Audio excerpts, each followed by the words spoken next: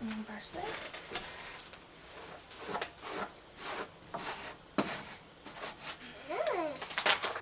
Hey y'all, welcome back to the channel. It's Bowen. In today's video, I am going to take you along as I begin to nest for baby number 3.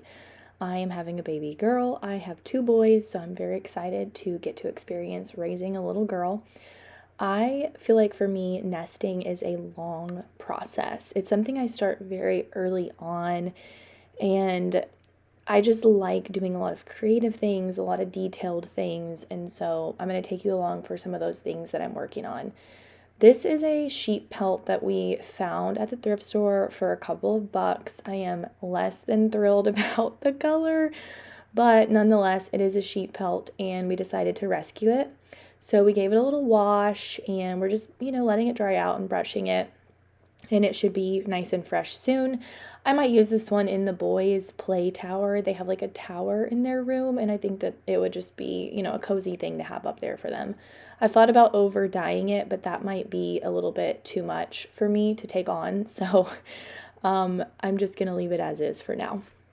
Something that I love to do is make my own diaper cream for my kids, especially for the first year when skin is more sensitive and all of that. And I'm usually using cloth diapers a lot more the first year, and I just like to have my own because it's a lot more affordable for a diaper cream that's safe for cloth diapers, and I know what's in it and all that stuff. So I made a batch with my last baby, and it lasted me literally the whole first year. A little bit goes a long way, and it did really well for me. This is like step 1 of the process, and this is soaking the olive oil in herbs. So I'm gonna double my usual recipe and do a half a cup of olive oil. I like the olive oil from Costco. It's from one source, which is really like one of the most important things when buying olive oil. So where is I just dug out herbs out of my little herbal closet.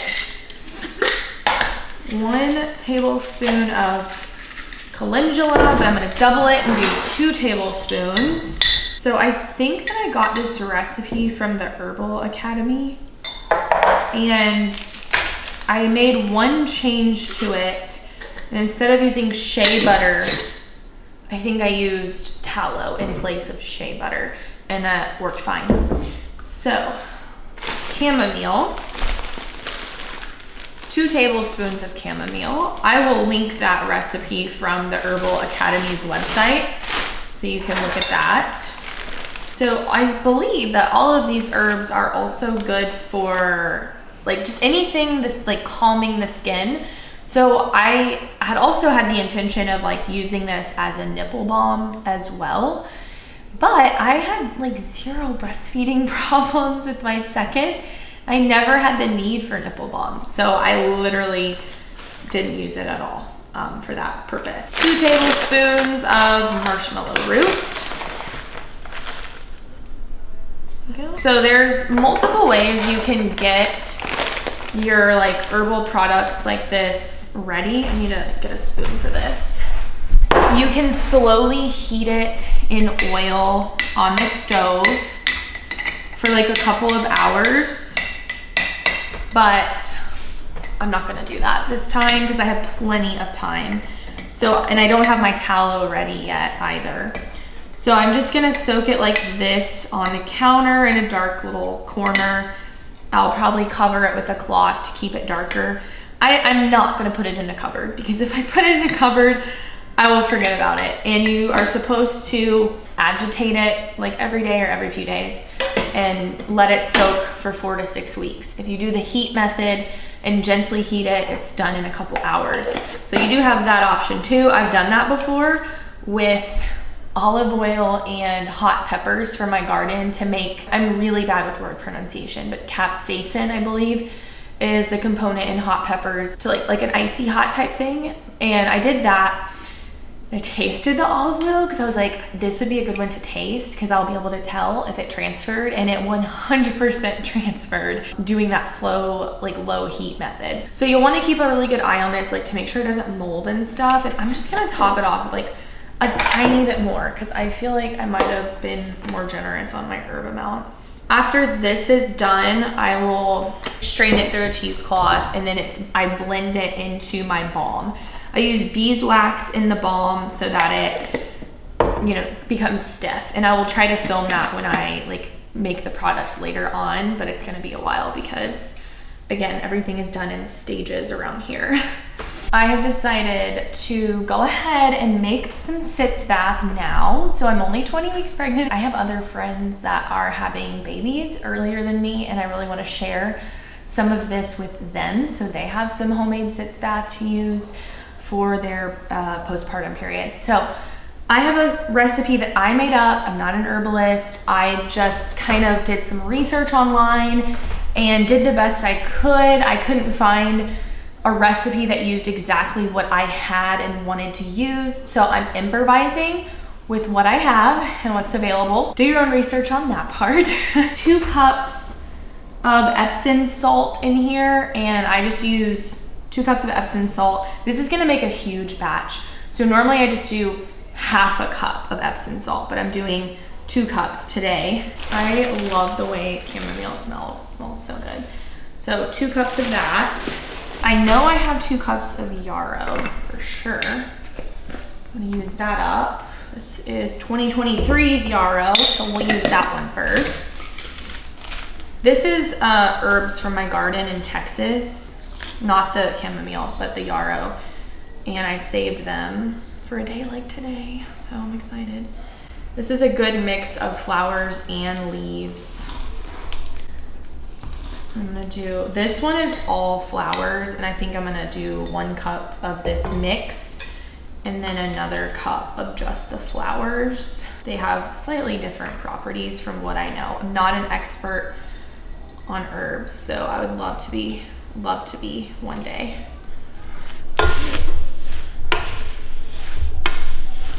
I do have some cheesecloth, and I think I'm just gonna make a little sachets and just tie them up kind of cute, and then that way you don't have to make a huge mess with the herbs if you don't want to. But normally I would just dump it in and then strain them out, but this is another option too. So half a cup.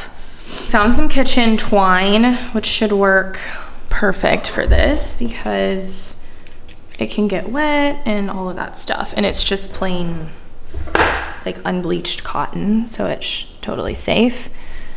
Here we go. I think this is gonna be so good. I just don't probably need to use that much cheesecloth next time. We're getting more efficient. I'm gonna have 3 more pieces left, and then I have to get more cheesecloth.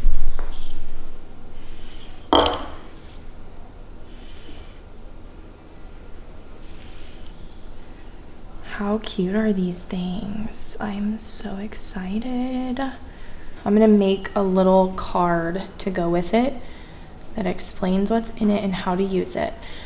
So again, you just do half a cup of herbs, so that's what I'm putting in these little packets, and then half a gallon of warm water and let it steep for 4 to 6 hours. And then I refrigerate and this is like not working. I refrigerate and just use it that whole first week postpartum, just warming it up whenever you want to use it. We are in what is going to be the nursery room. I have been trying to find the perfect shade of pink, specifically blush, and that has actually been really hard to find a muted blush color that doesn't pull peach or purple. So I, as you can tell, tried like 8 or 9 different colors, and I was not hitting it on my own.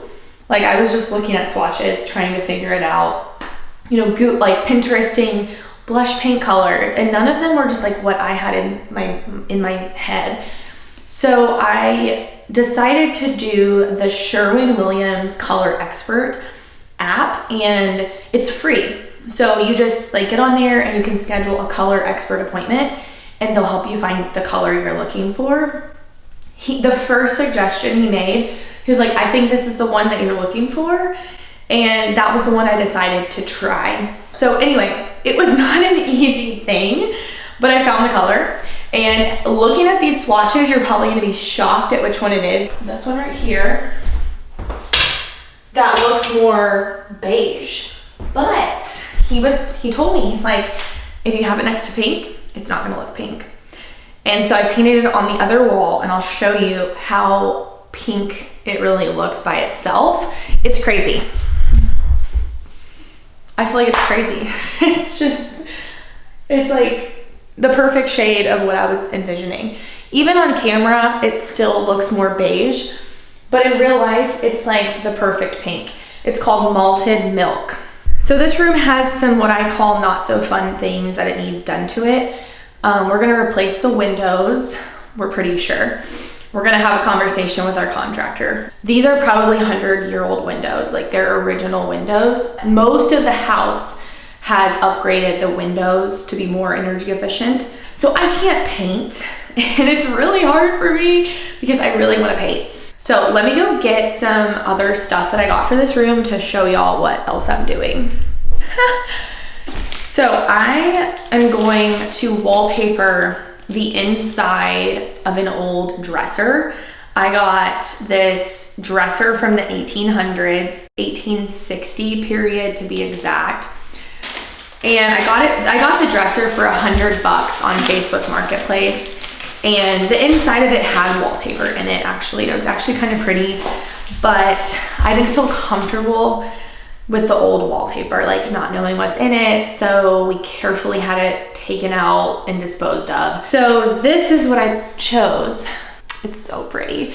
I really like the vibe of it. I wanted something floral. So I got it from Spoonflower, and it's peel and stick. I think that it's a good texture for inside of drawers. So I might do this today during nap time, at least in like one drawer. I wanted to show y'all the results of my natural dye project. So these are old onesies from my sons that were white and honestly kind of stained. So this batch I soaked less, and this batch I soaked longer. The color is like a very subtle pink, and I do like it. I have not washed them yet, so I don't know what they're gonna, they're gonna look softer. They're still like drying and stuff, but I'm overall happy with my first attempt at doing this. It was a little more overwhelming than I expected because there's a lot of steps. I didn't film all that because when I'm doing something for the first time, I'm too overwhelmed with figuring out what I'm doing. So there was no filming involved with this process, but I wanted to show y'all something I'm doing that's fun and also just makes me excited as I get ready for this baby. It is the end of the day and I got in a piece of mail for the baby. So I'm gonna open it and show y'all what it is, and that's how we'll end the video of this nesting. I ordered a Woolino baby gown, and it's a 0 to 6 month size. It looks so big though. I don't know that this is gonna work for the age I wanted it. I love the open bottoms for like the early days for the diaper changes. So I don't know, I might return this, but we'll see. It's really nice quality. It's a soft merino wool. It was around 40 bucks, I think, which I thought was honestly a pretty good deal for 0 to 6 month size. And it does have the little cuffs. And then I got a set of socks, which are also, I think they're a wool blend. That's what's in the socks. So I think these are also like 6 to 12 month size. Got a helper. I had one of these gowns with my last baby. It was so handy to have because if you're familiar with wool, you know that you don't have to wash it all the time. You can just air it out and keep using it. I find that these little wool gowns are really handy for the early days, but this one is just extremely large. I had a really hard time finding like a newborn or 0 to 3 month wool size. The last time I got one was from Nui Organics, and theirs was 0 to 3 month, and I used it in the newborn phase. This is really big. Just wanted to share that with y'all. Last little thing on my day of nesting and getting excited for the baby. So that's it, and I hope you'll have a good day.